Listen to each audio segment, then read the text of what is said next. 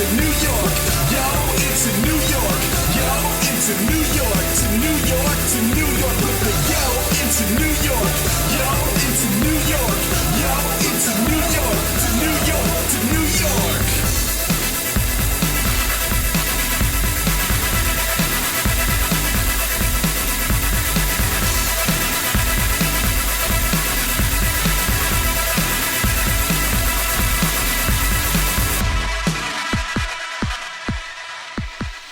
And welcome to Crash Chords Autographs. For our third episode, Matt had the chance to speak with Jesse Andrew of Emperors and Elephants. Earlier this year, the band released their debut album on Pavement Records called Devil in the Lake. Their single, Man of God, was recently turned into a music video, which is provided in the link below. And so, broaching topics from live music to vinyl collecting and overlapping musical tastes, here's Matt Storm and Jesse Andrew. Hello. Hey, is this Matt? Is this Jesse? This is Jesse. Hey, man, how are you? Hey, what's going on, bro? Not too much. I just want to thank you for being willing to do the podcast and do some chatting. Yeah. I mean, thank you, man. Thank you for having me. It's my pleasure. I befriended Shauna through Head PE because I did an interview with Mark Young from there. And nice. It was a really nice dude. And so then I reached out to Shauna again. I was like, well, I got the podcast, and I'm trying to start a new podcast that's mostly just interviewing. So you got any other guys? And she sent me you guys over. So I checked out the record. Here we are. Yeah.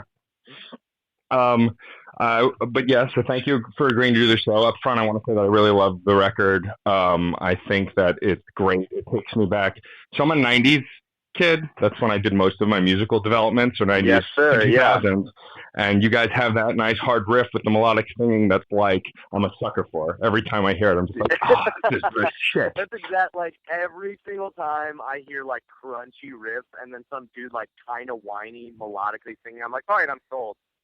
Like, let's do it. All right, I'm on board. I'm on you. And I also want to say at the top that you're one of a handful of bands that I've heard cover Wicked Game, and your cover of it is probably one of the best ones I've ever heard. Thank you. That said, I mean, also, who doesn't love, the original one by Chris Isaac? I mean, yeah, Chris. You know what I think it is like I listen to that and I hear like it's like a sexy, slow version of it. But what I always was drawn to it was like the lyric content of it is incredibly sad. Yeah. And incredibly like almost ominous and dark. Like it's not a happy song. But when you listen to that original, you almost get swept up in like just the melody of it, and you kind of lose the fact that like it's a really sad song.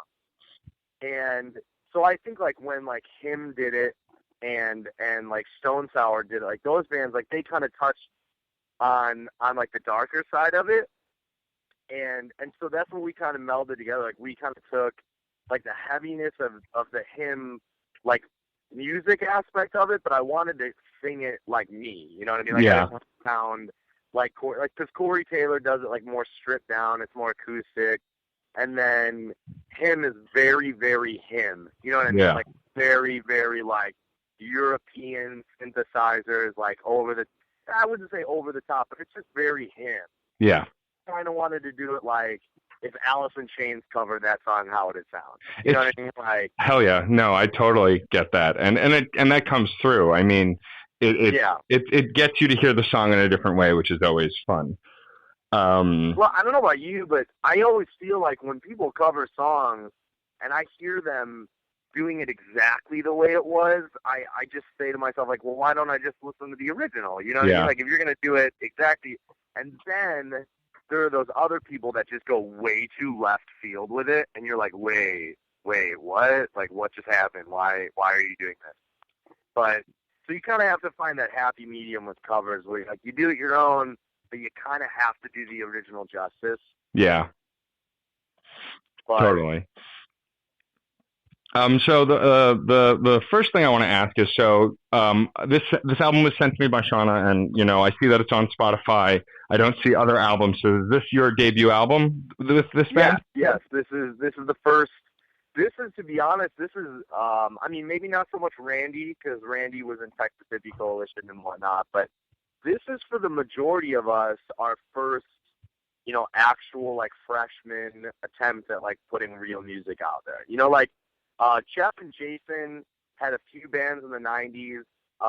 They didn't really go anywhere. They self-put out records, and they independently like went out to Walmart and bought jewel cases and printed their own CDs and whatnot. And then Ron, the bass player, he's been in like a bunch of, as weird as it sounds, like he's been in some pretty successful cover bands, like, to the point where he was getting paid like thousands of dollars.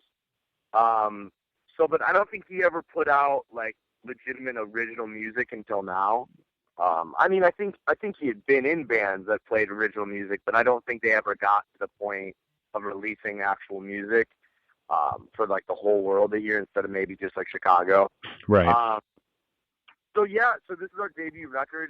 The way it went was we started back in late 2010, real late in 2010, and we went the complete opposite of most bands. Whereas, like, when you get together with a group, a lot of times, like, you get really excited about the music and you just want to put something on a CD and you just want to be able to play it in your car and you want to get excited about it. And a lot of people, to me, I feel like rush that process because I think that like a song, there's so many times where you'll play a song like a year later and you'll have an idea, or even like a few months later and you'll have an idea and you'll go like, gosh, I wish I could have put that on the CD. Or like the songs grow and they change and they develop. And so when we started, it was we took like the first year and all we did was we recorded Bring It Down, Your Will, and Dead Sleep just like in a spare bedroom at Jeff's second house. And it was like on Pro Tools, probably on a laptop with like a Shure microphone, and the drums were sequenced, and the bass probably was sequenced. I'm not 100% sure, I don't remember. But it was very, very rough recordings, and all we wanted to do was just throw something like, we just wanted like to make the Facebook and to be able to have like a link for Reaper. You know what I mean? Like so that people at least had something to hear. Right. And we chilled on those 3 recordings for like a year. All we wanted to do was play. Like we just wanted to play live. Right. Just like year, we played more shows than a band that's been around for a year ever should play. Like we played so much. And the coolest part about that was we had time throughout that year of playing live to make the songs exactly how they wanted to be. You know what I mean? Right. So when it came time for the record to be recorded, like 2 years later, they were we probably saved so much money and so much time doing it this way because when we went into the studio, like there was no sudden changes, there was no like spur of the moment changes. It was like these songs were exactly how they needed to be. You know what I'm saying? Yeah. So that was kind of cool. But anyway, I probably answered like 12 questions. Well, I like an excited partner in conversation. It makes it a lot more interesting than someone just like yes, no, yes, no. Like exactly. Yes, exactly. No.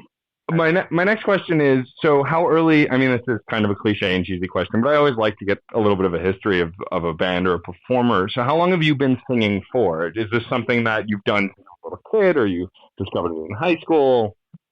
You know what? I never get tired of this question because I think it's, like you said, it's really important. It helps you kind of like understand the person. And for me, it started in like 7th or 8th grade. Like my friends, like there was one friend that was a drummer and one friend that was a guitar player and one friend that was a bass player. And they had this band called Mama's Mistake, and they were awful. They were time that, it was the greatest thing on earth. And so it came time for them to like, it was legitimately like, it was like my 5 best friends. And so I kind of felt like, well, hey, I want to be part of this. Like, come on. So we got together, and, like, I was terrible. I didn't know what I was doing. I didn't know how to sing. And we played probably, like, 3 or 4 shows in, like, a backyard. And we played, like, Freebird and, like, Tuesday's Gone. And we played, like, Paranoid. Just, I'm not saying easy singing because Ronnie Van Zant and Ozzy are incredible singers. But, like, sure. when it comes to like cover songs, you can kind of suck singing those songs, and like if people are drinking, they're okay with it. You know, like Yeah. oh, it's a bird. You know, like you don't have to sound good. So I mean that's kind of where I got my first like itch for it. But I would say like freshman, sophomore year, like I wasn't even part of a band. It wasn't even like kind of a thing I was thinking would ever turn into a thing. But I would just get stool and go and like smoke weed in my mom's basement. And I had this old like 5 CD changer, and I had these speakers that I like built into my ceiling, and I would pretend that a pool cue was like a microphone. I would get high off my ass. And this pool cue was a microphone, and I would play like Pearl Jam 10 and Of course. like Utero by Nirvana and like Core by Stone Temple Pilots and like 16 Stone by Bush and like Super Unknown by Soundgarden. Like I would put those 5 or 6 records in, and I would just sing them. Like that's all I would do. I would go to school at like 10 a.m. and I would have no friends because they were all in school, and I lived like 10 minutes away, so that was a total problem because it was just too easy to walk to. So I would just sit and I would sing, and to be honest with you, I didn't even know if I was any good. You know what I mean? Like Right.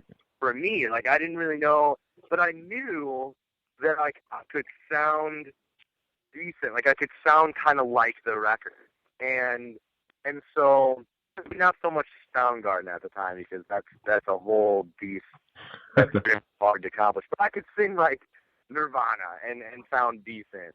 And so one day, like I just had my buddy Drew, who was like a really, you know, that guy in high school that's like really good at music, and so like he's the kind of guy where like he was like 2 years older, and he was a senior, so he was kind of cool. And he Yeah. had guitar, and he was in the biggest like high school band at the time.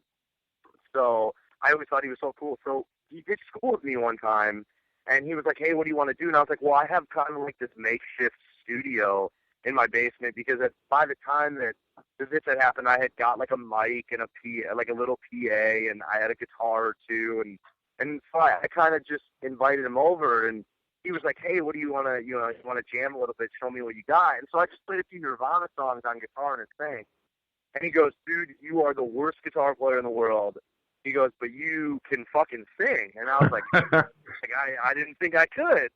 And so we started a band, and we kind of became like a house band at this dive bar, and we played 1 or 2 shows, and then we kind of broke up because someone's girlfriend or something, I don't really remember, but I think that right there, like that validation of that dude telling me I could sing kind of gave me the confidence of like to go out of my basement, you know, and kind of sing. And then the biggest turning point for me was I went and saw Pearl Jam at Lollapalooza in 2007, and I waited like all day to be right up front. Like I sat through like 12 shitty bands and for like 10 hours, and it was like 102 degrees, and it was just torture.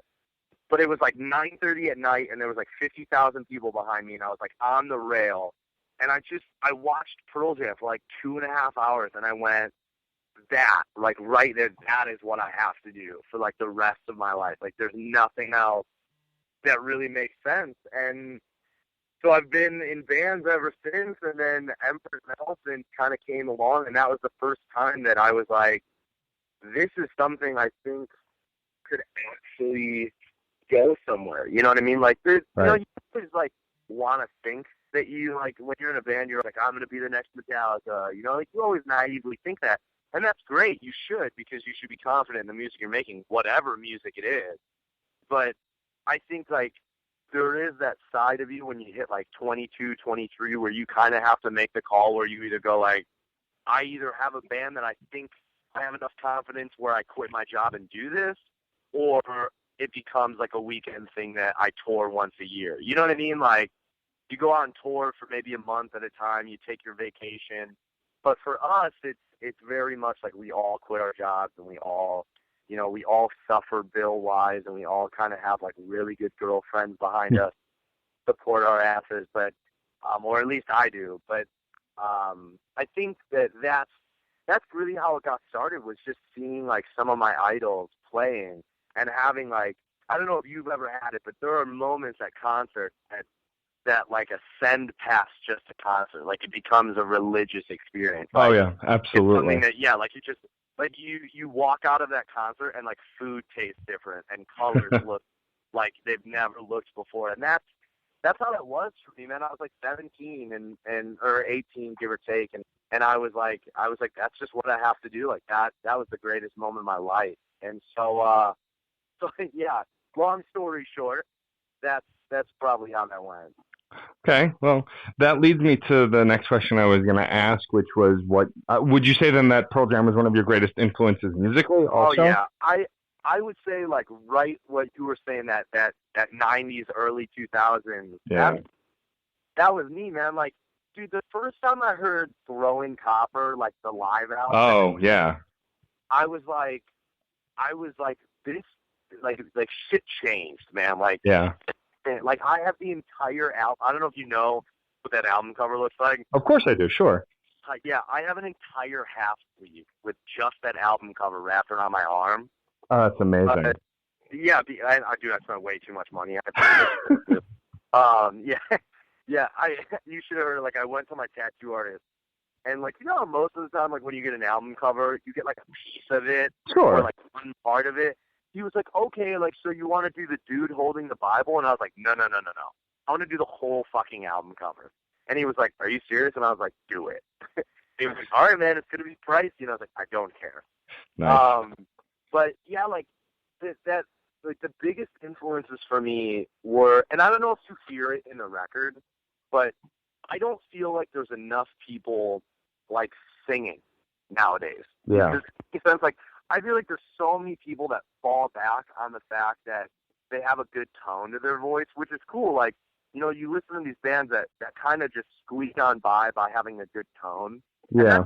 Like, I have no problem with that because most of the time, like, the lyric content and the music behind it's awesome. But I grew up listening to people like Lane Staley and Chris Cornell, and Sure. those guys were not squeaking on by having good tone. Those guys were fucking singing. You know what I mean? Like, those guys, like Chris Cornell, I don't even know how that dude toured that long because I don't know how he didn't blow his voice like every night. Like, he's just incredible.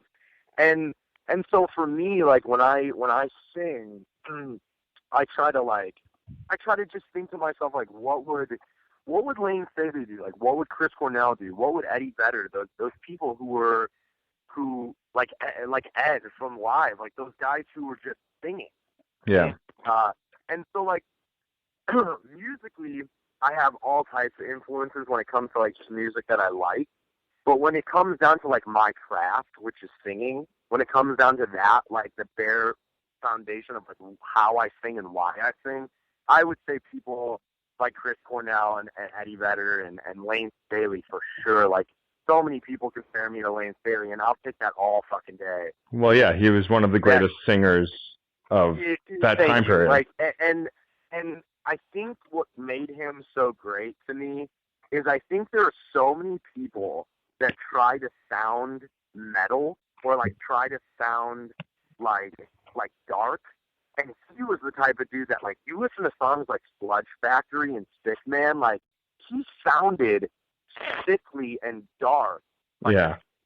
You know what I mean? Like, just that he had that tone of just sounding like he was, like, singing in a swamp. And I loved it. And so I would say those were my big. And, you know, it's cliche as all that sounds because they're such big names. I don't care because they're big names for a reason. You know, like, if I want to start pulling out like obscure like Mark Lanigan from the Screaming Trees and stuff, I could do that all day. But you know, the big hitters of the '90s really just changed my life. Well, yeah, and like you're talking about what you were saying before about how not enough people sing anymore. I mean, that's why like I used to be a big metalhead in high school and in early college, and then I kind of drifted away towards it and drifted more towards folk and some other genres and kind of expanded my knowledge. But that was also because after like the mid 2000s, a lot of bands in punk and metal didn't want to sing anymore. They wanted to scream. And there's a place for that, but like I like metal bands with melodic singing, you know. I like where the singer, you know, I mean that's why I grew up loving Alice in Chains, because the Yeah. guy knew how to sing and he could also scream for emphasis, but it wasn't like I'm spending the entire verse screaming and then I'll sing the chorus. That's why Like, you can look at a dude as cliche as that's why you can look at a dude like Corey Taylor and you just want to shake his hand. yeah, Like, absolutely. you know what I mean? Like he's the epitome of a guy who knows how to melt your face and then at the same time like serenade you to sleep. Yeah. And that's such a big like it's cool that you said that. Yeah, no, yeah, and I But- mean, like when Stone Sour first came out with their record, and you know, many of the tracks on that first Stone Sour record, he was just singing and not screaming. I'm like, oh, he can do that too. Yeah, You know, yeah, it was like you're amazing. yeah, And especially because like subliminal verses hadn't even come out, so Slipknot was strictly like Iowa screaming. You know what I mean? Like, and then that Stone Sour album dropped, and you were like, wait, what? Like, this dude is just. But see, like you touched. It's funny that you touched on the subject of like folk, because you know, like I might front a quote unquote like heavy rock metal band, but I listen to like please tell me you know who Dallas Green is. Like City and Color just changes my life on a daily basis. And like I listen to like Ray LaMontagne and like the Civil Wars, like just like I listen to obscure like random acoustic artists like Ron Pope is incredible, and I think so many people tell me like or ask me, you know, like in interviews or even people have come up and asked me like if you have any advice for singers or musicians trying to write. I always tell them, I'm like, listen to folk and pop music. Like listen to good pop music like Stevie Wonder, and listen to like really good, like listen to the Beatles for God's sake. Like those guys, you know, and if you want to go for lyric content, listen to folk music. Listen to folk music as much as you possibly can, because those are the type of people that will help you like learn how to phrase things and learn how to like accent your vocal. Like those guys just sing so beautifully, and I don't think enough heavy rock musicians give enough credit to outside sources. Like there's so many times that I'm in concerts and don't get me wrong, because these are the people that are buying my records and loving and supporting the band. But if I hear another guy go like Slayer, like I hear, you know what I mean? Like sure. But anyway, continue. You can go on. I talk too much. No, stop. We're doing an hour-long podcast, so talking a lot is good. So I saw earlier today that you guys are actually going on tour with Tantric. Which is awesome because I'm a fan of theirs as well. I got into them in the 2000s because they fit that kind of you know, Pearl Jam kind of feel where they're rock and rollers, but he can sing. How long are you guys going to be out on tour for? We're going to be with them for about, I think it's roughly around like 20, 22 shows. And I think there is like this one, I think we're gone from like the 5th or 6th, or maybe the first show is the 7th. I think the first show is like the 6th or the 7th. I'll have to look again. And then it goes until the 16th. And then we're home for like 4 or 5 days. And then we go back out until the end of the month, like the 29th or the 30th. I think it's the 29th. Cool. So roughly it's like probably like 20, 22 shows or something like that. But it's so cool because we're on the same label as them. And to just like wake up every day and say to myself, like, I'm on the same record label as like Tantric and Soil and Smile Empty Soul and and like that's just such a surreal thing to say, because it's like I remember me and my girlfriend, we were in the car just today. We were talking about like I remember being 15 and buying Scars by me too. And I remember, like, of course, like Halo, like made me buy the record. Sure. And because like, you know, that's your gateway. That's the whole reason that singles exist. There's the gate. And I remember like the exact day that I went to Best Buy, or it might have been FYE, and like went and bought that record and got into my freaking Ford Mercury and popped it in. And I remember just thinking like, this is the greatest album of this year. Like, this Yeah. is, and if you want to go, I was just talking to my girlfriend, if you want to go with a guy who took heavy-ass music and knew exactly when to scream and exactly when to sing, like, Ryan does it perfect. Yeah. Because Ryan knows how to write a catchy vocal melody. Ryan knows how to sing. And then at the same time, like, he is in your face enough when metalheads are like, yeah, like, this is fucking ballsy. And so I would say, like, being able to play shows and go on little runs with Soil and just meeting all those guys like Adam and Tim, and especially Tim King. Like, I don't know if you've ever gotten the pleasure of meeting him, but I have not, unfortunately. one of the nicest guys you'll ever meet. And like, just that alone is incredible. But again, like, going on tour with Tantric, like, I remember when Days of the New came out, I got really into that sound. Sure. And then broke up. And then maybe like 2 or 3 years later, that first Tantric record came out, and it filled that void of, like, that acoustic, like, almost post-Lane Staley, like, rock, kind of like Dave, a little bit heavier than, like, Days of the New sound. And I just remember being like, I am so happy that this band exists. Yeah. Because the dude from Days of the New, like, went crazy and, like, did heroin and stopped playing music and had some, like, mental breakdown. And I remember being, like, really upset that band, because Tantric is completely into that post-grunge, Sure. Days of the New sound. But they do it, like I almost feel like this is how we're doing. Like, Tantric's one of those bands that's not reinventing the wheel by any means, but they're doing something so fucking well. Like, they're doing a sound so well. And I don't really think, like, especially me as a musician, like, I don't need to reinvent the wheel. Like, I don't need to be Jack White, and I don't need to do some crazy experimental music. I just want to make music that I feel like I find myself listening to my own record. And that's great. That's a great feeling, because it's like, this is the music that I want to listen to. And and I always say, like, in the last 5 years, you have Alice in Chains coming out with 2 records. You have Pearl Jam coming out with 2 records. You have Bush coming out with a new record. You have fucking Soundgarden after 16 years coming out with a new record. You have like the Mark Lanigan from the Screaming Trees making. It's like, this music is not dead. Like, no. This music is not. And you go to those concerts. You go to a Pearl Jam concert, and it's selling out in 5 minutes to 60,000 people. Yeah. Like, and you go to an Alice in Chains concert. There's not an empty seat in the house. It's like, this music is alive and well. It's just so many people are riding the coattails of, like, that cookie cutter, like, radio friendly rock. And don't get me wrong, like, I love bands like Feather and Shinedown. Like, those guys are fantastic, but I don't know if I have that in me. Like, maybe down the line I'll sell my soul to buy it, but I don't know.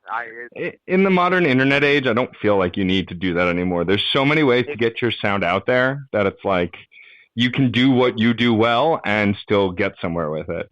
I mean, exactly. Like, like, I just watched a YouTube thing. I think it was from a year or 2 ago, but it was this great interview from Trent Reznor that was talking about how musicians should completely embrace the internet and stop being afraid of it, and stop thinking that because people don't buy CDs anymore that the music industry is dead. Because though music, like, actual tangible CDs and record sales might be at an all-time low, concert attendance and touring is at an all-time high. Yeah. Because with the internet, I mean, dude, when you went on tour in 1970, the club itself would have to make flyers and put it around, and clubs don't fucking do that anymore. Like, nope. I've played probably 200 shows in the last year and a half, and maybe like 4 of them made flyers. All posted on their Facebook, and they all posted on their Twitter, and they all posted on their Instagram that we were going to be there. Because what it is nowadays, you don't go to Kinko's anymore and print 200 flyers and take 2 hours out of your day and walk around. Like, you just don't do that. Yeah. Facebook, and 700 people see it within a matter of a millisecond. So I think, like, the internet is a great thing. Like, I know we embrace it. We try to post, like, and we don't try to take ourselves too seriously. Like, you know, we don't just post, like, we are going to be here. Like, we post pictures of, like, us in our underwear at the hotel room at 3 in the morning because that's what you want to see. Like, when I go on a band's page, like, if I just see a bunch of flyers, it's like, all right, cool, that's boring. But, like, you want to see those, like, behind-the-scene moments of bands, like, being human beings. Yeah. Relate so much more to it. So I think your initial question was, like, how long we're going on Tantric. Yeah. So I'm going to shut up. It's fine. Like a complete rant, but Well, I mean, your rant brought to light a lot of really cool stuff that I thought Yeah. I was the only one who thought so. Like, I think I'm starting to get the sense that we're close in age, if not the same age.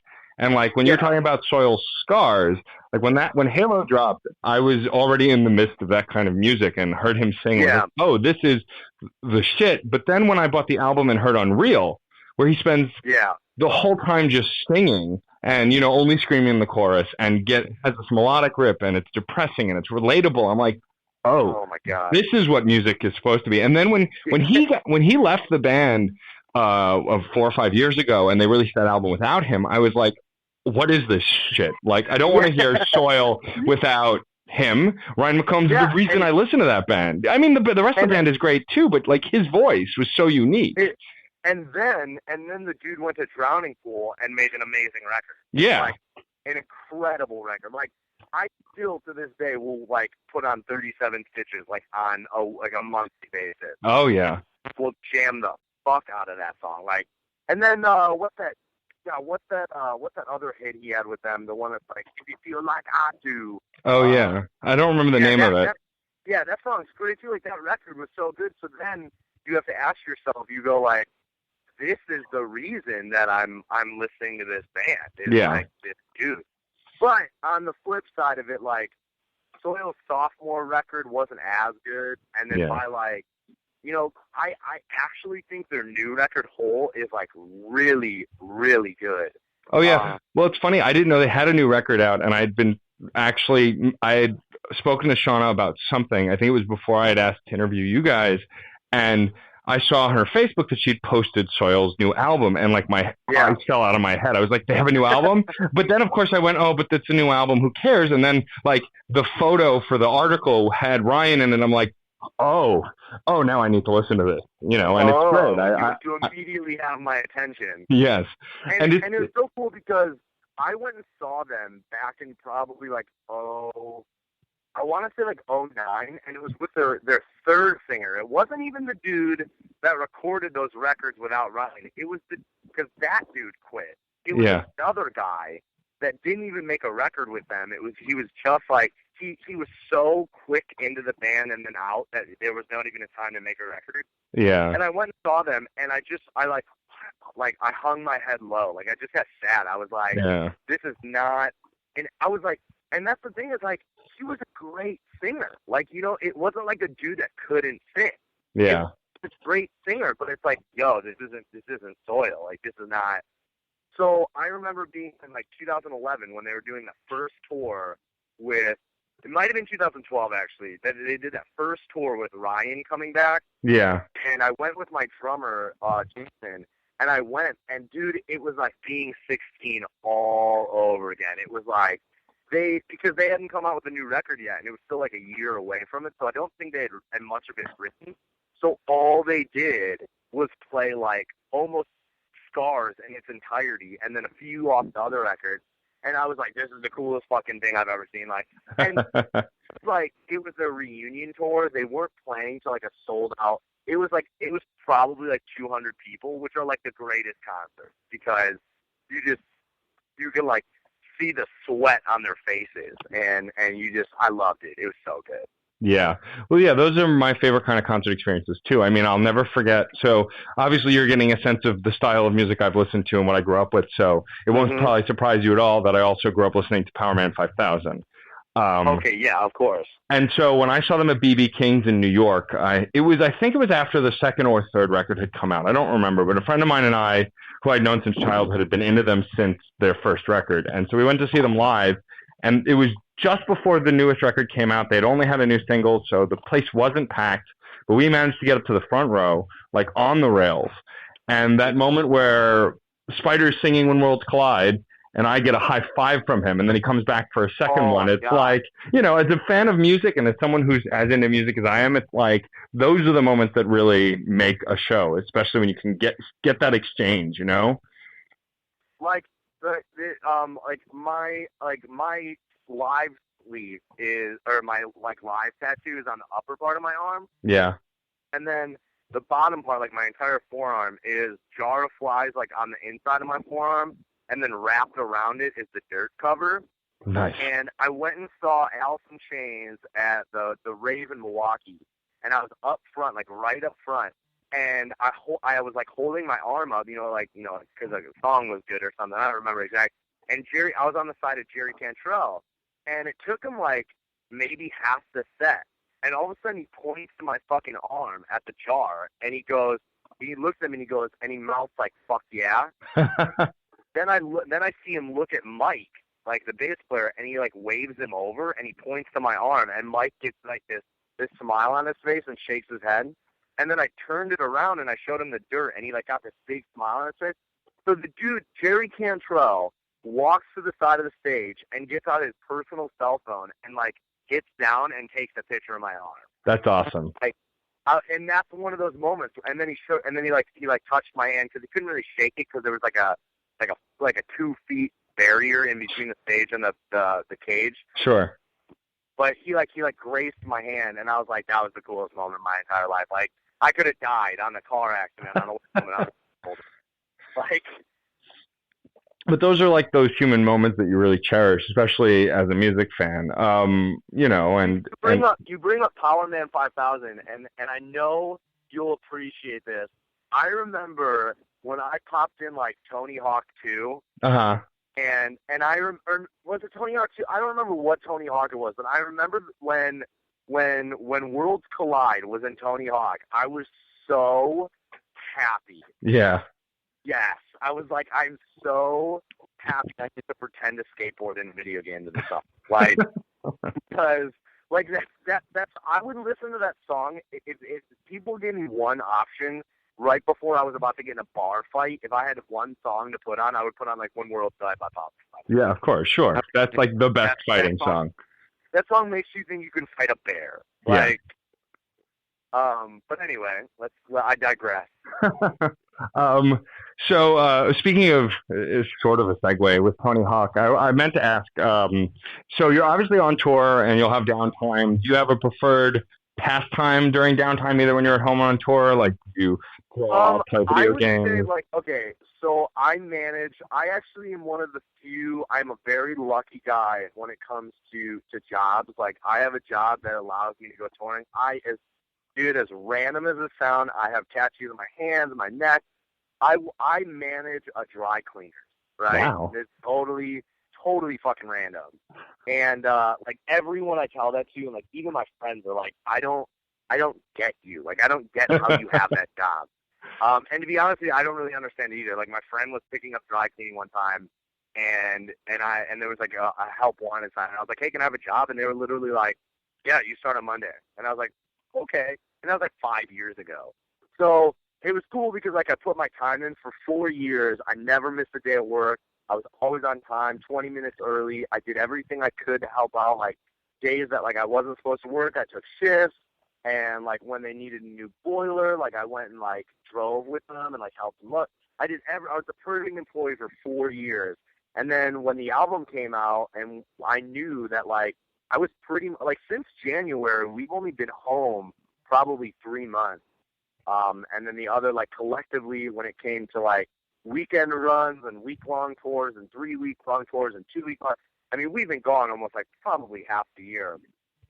And I knew that, like, when that time came, I was either going to lose my job or my boss was going to, like, support it. And luckily for right now, fingers crossed, knock on wood, she has completely supported me, and she allows me to do that. So I do work a lot, but if we're going downtime, I would say I'm a big vinyl junkie. Oh, nice. I have a really nice turntable, and I don't have one of those stupid like Urban Outfitter fucking box vinyls that like record players that every hipster seems to have nowadays. Like, I spent some hundreds of dollars on my record player, and I have a 1970 like power amp, and I have some nice speakers. And I would say like on my weekends, like my girlfriend, luckily, like when we first started dating, we both kind of got, like, I had always been into it, and she kind of always like wanted to get into it, and like was always like, she always thought it was really cool, but I don't think she ever really had like someone that was equally as into it that would like go with her. So when we started dating, like we kind of got into this habit of like just kind of like Google mapping record stores and just going to find them. And there's been a few times where we get there and it's like it doesn't exist anymore. Yeah. Or there's been a few times where like it's like completely underground music and like it's all things that you like never heard of. Or there's like you'll occasionally get those ones that are like just death and black metal. Because for some odd reason, like vinyl's really big in death metal and like black metal, like it's all printed on vinyl. Wow. And yeah, it's weird. But somehow, like, I love and hate the fact that vinyl is like coming back.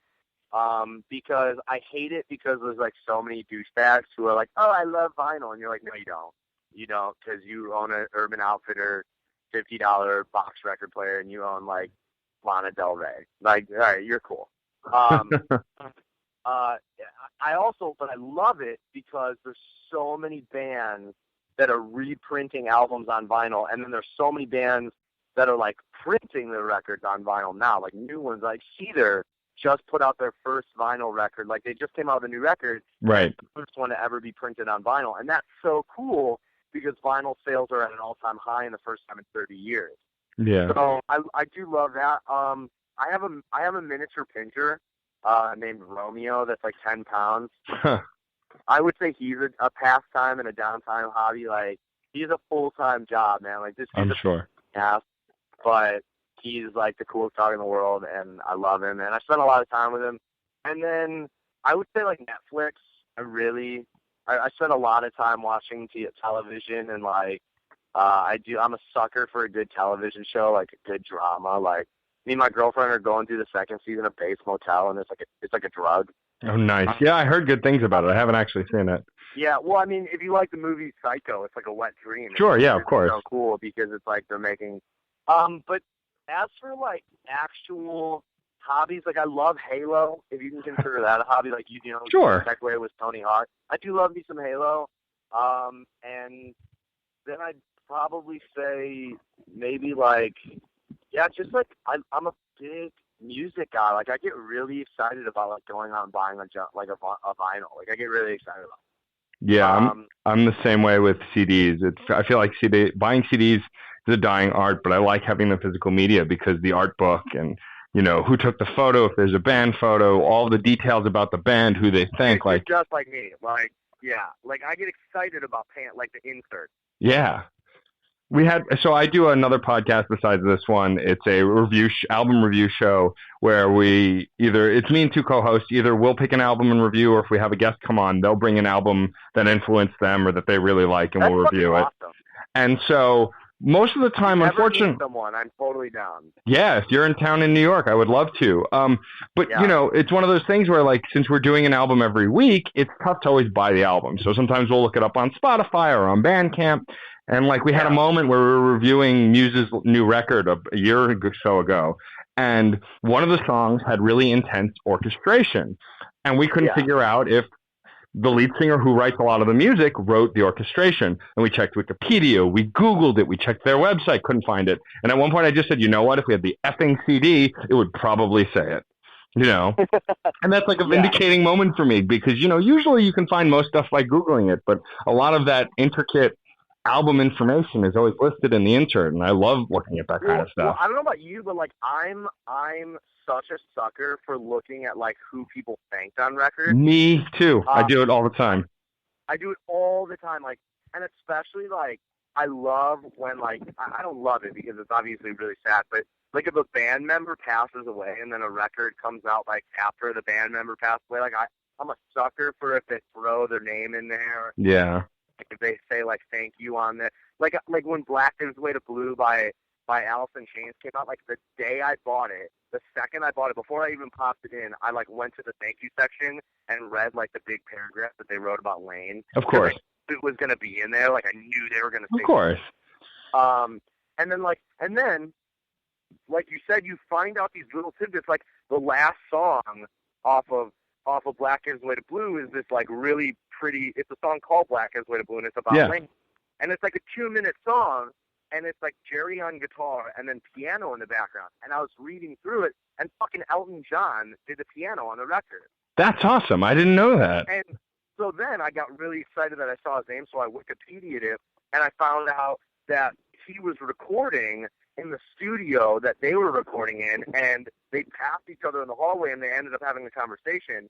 And Jerry said that like they were having some studio musician some producer sequence the piano, and Elton John asked like what the song was about, and he read the lyrics, and he knew the story about Lane, and he goes, dude, I don't want you to pay me a dime. I don't want to get any credit on the record. Like, I don't want you to publicize it. Like, I don't need you to freak out about it. He's like, but I'd love to write the piano to the song.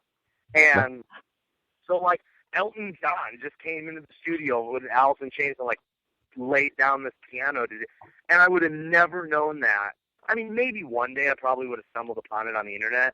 But, like, I knew right away because I was reading the insert of a CD. It was like, and you like, I'm a sucker for that stuff. Like, I'm such a junkie for just like reading into like meanings behind songs and like where. Yeah. And I don't know about you, but I'm a really big sucker for producers. I love knowing what bands work with what producers, because I think that like so many people who don't understand music like overlook how important a producer is. Sure.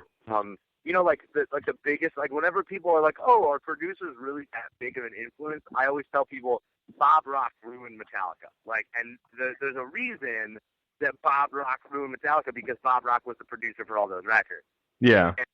And I mean, granted, like the Black Album's cool, and there's a few things off of Load, and like Garage Days is kind of cool, but like, and Reload has like King Nothing and stuff. Like, there's a few in there somewhere, but it's like then there's Saint Anger, and you just want to kill yourself. And it's like, and so I'm a big sucker. Like for me, if I were to like dream producer, I would go like Butch Vig. Of course. But yeah, like, dude, he's the drummer for Garbage. He did fucking Siamese Dream. He did Nevermind. He did like 21st Century Breakdown by Green Day. Like, he did all these. He did the newest Foo Fighters record, and he's doing the new one with them too. And it's like, this dude just has this repertoire of like these incredible records that you never, like, people who don't pay attention to stuff like that don't give that the credit that it deserves. That like those records are so good because that guy has the ear to make the best that band can be. You know what I mean? Like, sure, is the unofficial member of your band. Like, when we made our record, our producer and engineer was this guy named Brad Dawes, and he was the coolest engineer that I've ever worked with, because it was so cool, because I have like ADD, like, if you can't already tell. Yeah. And yeah, like I have some like attention deficit disorder for sure. And I'm a guy who likes to do like a lot of takes, and because like I might hit one really well, and for all I know, the first one I do is the one that's on the record. But I like to keep my options open, and I like to do things like maybe 2 or 3 different ways, and I like to record them a few times. And he was so quick. He was the quickest engineer I've ever. He was just so quick with the keyboard and the board. Like, he would be like, okay, go. And then I would finish it, and then you'd go, boom, boom, boom, okay, go. Like, he was like a shotgun, just boom, boom, boom, boom. And I loved doing that, because I've worked with producers of other bands where it was like, okay, that take was really good. Do you want to talk about, like, no, I don't want to talk about anything. I just want to do it. Just do it over and over and over and over again. I just want to talk about this.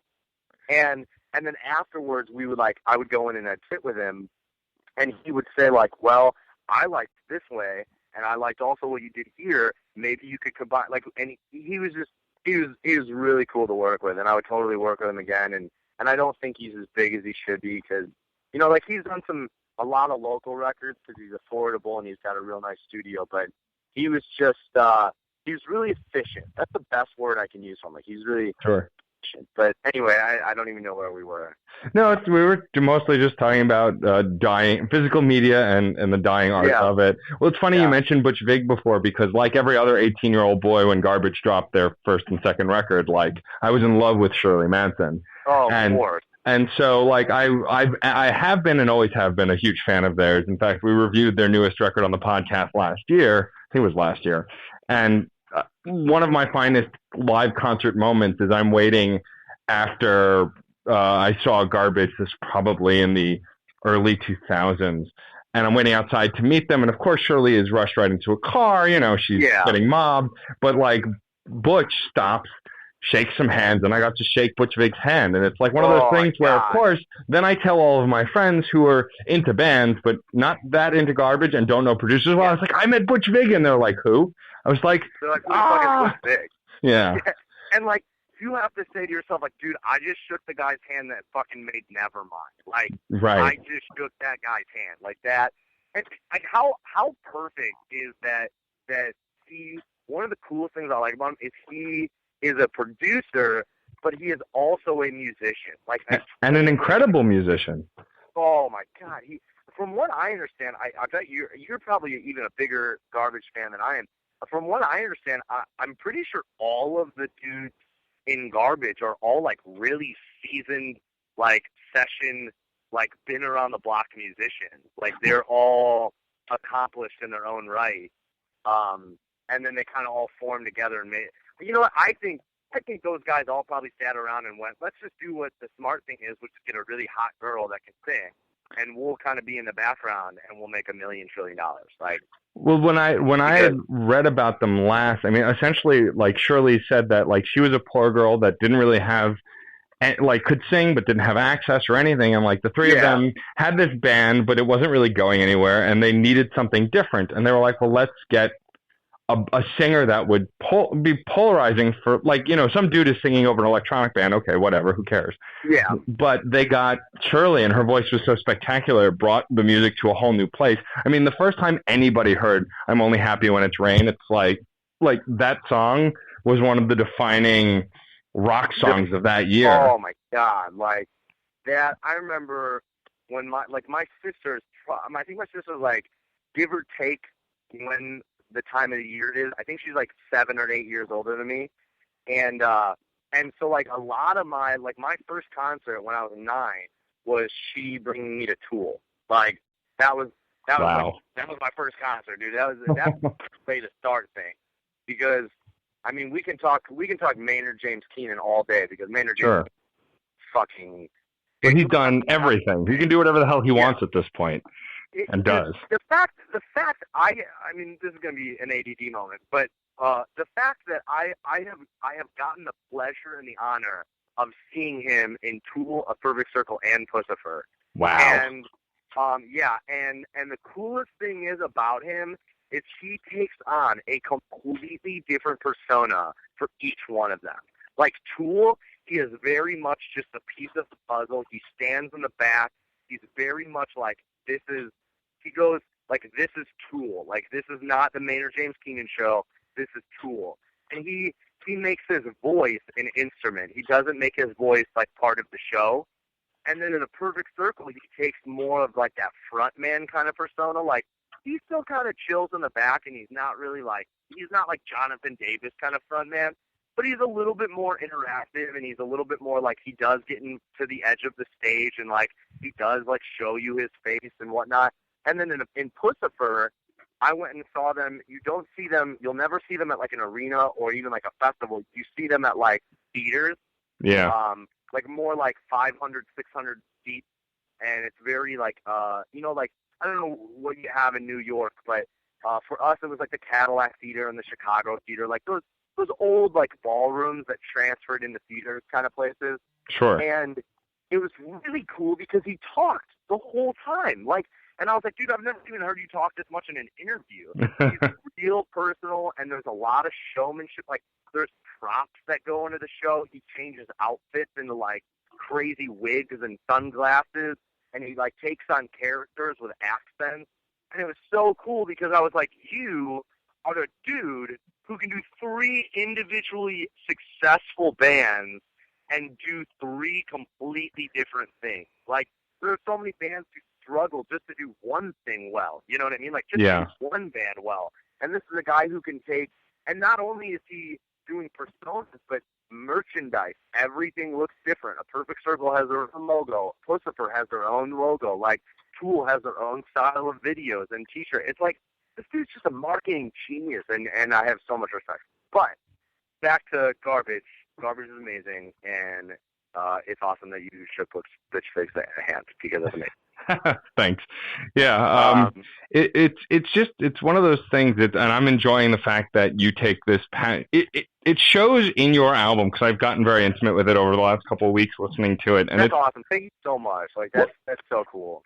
I mean, but it's one of those things where talking to you now, it makes your album even more like, oh, now I really get it. Like, you clearly care about music, and like, if someone, like, I've dabbled with guitar, I'm hoping to learn a little more, but like, I'm not a musician. I'm a fan of music. I have a production ear, and my fiance is a musician, so I'm really into music. But I've always, it's why I started the podcast. I started 2 years ago. It's like, I've always listened to music with an analytical ear. Let me do something with it. And so listening to, I listen to music on a different level, and I relate to it a lot. I'm a more of an emotional listener, and listening to your record, there's so many moments where I can tell it's personal, it's cared for, it's taken well, it's built well. It's not like you're some other 2000s metal band with a singer who can sing, and you're just putting out whatever into the ether. This is something that stands out to me, and everyone I've shared it with already who likes that genre of music has already fallen in love with it. So thank you so much. Keep doing what you're doing. That means, it's like, for me, it's funny that you say that. It's like one of my biggest things, and my girlfriend, like, not rags on me, but she likes to poke fun at it, but like in the best way possible. But because, like, me and my girlfriend are suckers for The Voice. Like, I don't watch American Idol or The X Factor or anything, but like, I love The Voice. I don't know why. Maybe it's because it's a little different, and I feel like they actually care a little bit more. Like, I like the whole idea of, like, them not being able to see you when you audition. I really like that, because I think they're still, like, I hated when Simon Cowell would be like, oh yeah, you have a great voice, but you're fat, so we're not going to let you come. And it's like, dude, and it's like, dude, John Popper from Blues Traveler is one of the best singers in the world, and he's like 400 pounds. Like, fuck you, dude. And so, like, one of the biggest things on The Voice that they always talk about, and every time they say it, she looks at me and just has this big smirk on her face, which is, like, don't close your eyes too much. And one of my biggest, I've gotten so much better as the last, like, 6 or 7 months, just because we've been playing so much. But one of the biggest things that I do is when I sing, I close my eyes, because it helps. Like, I can like visualize in my head, like, where I need to go, like, volume wise and tone wise when it comes to singing. Sure. And also, like, I just close my eyes because I get so incredibly lost in my music. Like, I get so into it to the point where, like, I almost feel vulnerable, and then therefore I don't want to make eye contact with people because I'm very exposed. Like, sure. I don't know how well you know the names of our songs, but sure. Pit of Red. Yeah, absolutely. Yeah, that song is 100%. It's the only dedicated. Like, we made and unfortunately, because I am a fan of it, but we didn't want to take too much space. Like, in our album on the hard copy, there's no thank you section because we just had too many people to thank, and we wanted to make it less cluttered. And plus, we're like, I don't know, we're not important enough, really. Like, no one's gonna give a shit about our thank yous yet. Like, one day they will, but right now we won't.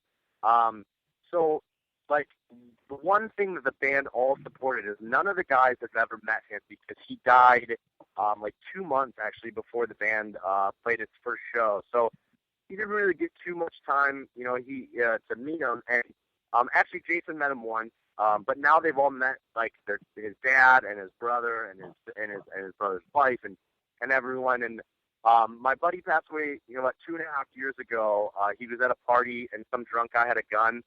And he'd never met this dude, and he took the clip out and forgot that there was one in the chamber and was wasted and started going around to people asking if he was pointing the gun at people's chests and asking if they trusted him.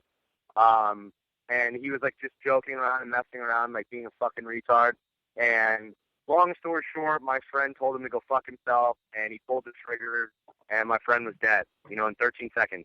That's terrible. And, yeah, it was real messed up. It messed me up for a long time. And he was, I don't know if you have one of these, but he was like the friend, you know what I mean? Sure, yeah. That guy that you do. So when it came time to write, I wrote this song about him, and the band all were really supportive of it, and they always know that right before in a set I tell my story, and I like to ask people to just be careful with guns and to just because I'm not a guy who is against guns, because I totally see why they're there and I totally understand the point of them, but it's like, just be fucking safe, you know what I mean? Like, yeah, sure. Don't be an idiot about the shit, like lock it up and just know your shit, like be careful. And so like they're really supportive about it, and I remember like the first few months that we were playing it live, I remember like I couldn't even open my eyes. Like I couldn't even look at people. Yeah. Like I could look when we're singing Man of God and it's just about, like fuck you and I'm not going to believe in this system. Like I can look at you all day long because it's personal and it means something, but it's realistically, it's more of an energetic song. Yeah. But then you have a song like Hit of Red where it was like, it was talking about such an emotional thing. And I just remember like being very, very closed off the first few times being, singing it live, like sure. very exposed. And right when it was done, I remember wanting to get to the next song as fast as possible because I was like, I was so emotional, and I was like, but now it's so cool because just everywhere we go, no matter if it's 5 people in the audience or it's 200, everywhere we go, someone comes up to me and says, my son died 5 years ago, or my brother just died 2 months ago, or my son took his own life a year ago, or my cousin.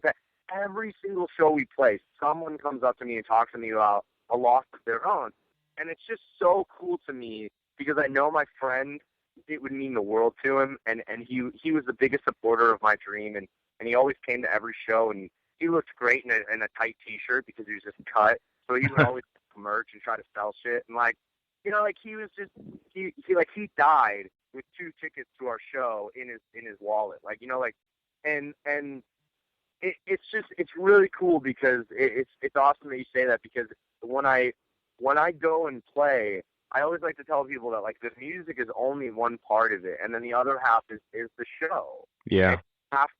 You can't. If you go see a band where you feel like they punched a time card before they walked on stage, then you're not gonna buy it. You're just not gonna buy Nope. it. You're not gonna buy their record, and you're not gonna buy their set. And by buy it I mean like you're gonna think it's fake. You're gonna see right through it. You have to leave it all up on there. Like you have to bleed on that stage, and you have to sweat, because like that's the fucking show that's gonna change your life. You never know. It's like Green Day, one of the biggest bands in the world, got signed at a show with 5 people. Like they're out of the 5 people that were at the show, there was an A&R agent there, and they said that the reason they signed them was because they played for those 5 people like they were playing in front of 50,000. Sure. And I always think about that story, because it's like you never know who's in the crowd, you never know what kind of day they're having, and you never know if you can change their life. Like you can help them out, and so. Thank you. Like, I guess what I'm trying to say is, like, thank you. It's an incredible compliment. Well, you guys deserve it, and I look forward to seeing where you go. It's really been great talking to you. I love the record. Yeah, it's great talking to you, man, too. Thank you for having me. My pleasure, Jesse. If you ever find yourself in New York and you have downtime and you're here for an extended period, I want to do the podcast. Yeah, don't lose my number. I'd be happy to have you on as a guest. Have you bring an album? It would be my pleasure. And seriously, man, like my name is Jesse Andrew on Facebook. Find me like tonight, and I'd love to promote your shit, man. I really like what you're doing. Thank you so much. I will. My name is Matt Storm, so you'll know it when you see it. So I expect a friend request. You'll get it, Jesse. Thank you. This podcast will hopefully go up within the next couple of weeks. I'm still working on putting up the new set of stuff, but I will definitely contact you as soon as it goes up. I'll let Shauna know also, and I look forward to hearing from you. If you end up in New York, let me know. Yeah, I'm gonna let you know. All right. Take care, Jesse. Thank you so much. Take it easy. All right. Bye. If you enjoyed these interviews, please subscribe to this and the Crash Chords podcast on iTunes, where you can also rate us and review us. You can also like us on Facebook, follow us on Twitter at Crash Chords Web, our Tumblr, and our YouTube channel. If you have any questions or comments, feel free to post in the comment area below each post. And keep the discussion going, because remember, music is life, and life is good.